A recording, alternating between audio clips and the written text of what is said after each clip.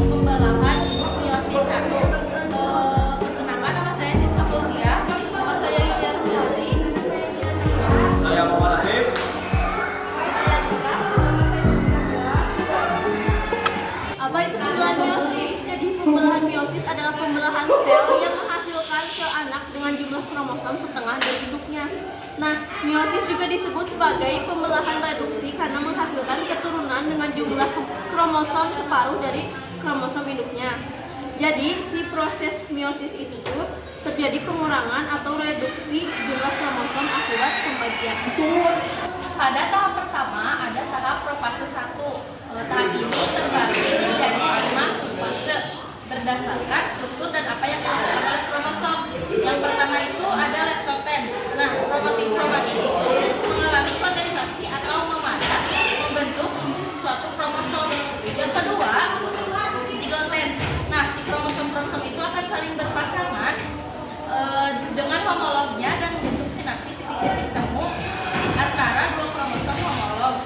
Yang ketiga itu kapiten. Nah, terjadi penggandaan lengan-lengan kromosom menjadi tetrad, kemudian mulai terbentuk kiasma atau daerah pindah silang pasangan kromosom homolog pada pembelahan meiosis pertama. Jadi nanti ini silangnya berpasangan kromosomnya. Nah, pada tahap keempat ada digoten. Kromatin mengalami pindah silang pada plasma sehingga terbentuk rekombinasi kromosom. Dan kelima itu ada diakinesis. Membran inti menghilang dan sentriol membelah menjadi dua sentriol yang bergerak ke masing-masing kutub sentriol.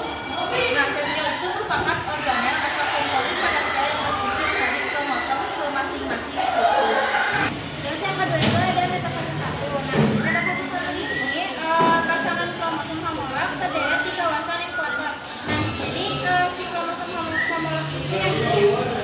Terus yang kedua itu ada sentromen menuju kutub dan mengeluarkan benang-benang spindel. Nah, pada tahap ketiga yaitu anafase, kromosom homolog bergerak dan berpisah ke kutub yang berlawanan. Benang spindel ini dan seluruh konten sel memanjang ke arah kutub. Jadi yang terakhir itu ada fase telofase. Nah, di fase ini tuh kromosom homolog ini terpisah ke kutub yang berlawanan. Terus yang kedua tuh membran inti mulai terbentuk kembali yang ini. Terus yang terakhir tuh sitokinasis menyebabkan terbentuknya dua sel anakan yang bersifat haploid yang ini. Pasti tujuan dari meiosis 1 dalam pertumbuhan organisme. Tujuan pembelahan meiosis adalah menghasilkan sel gamet atau sel kelamin untuk reproduksi pada perempuan.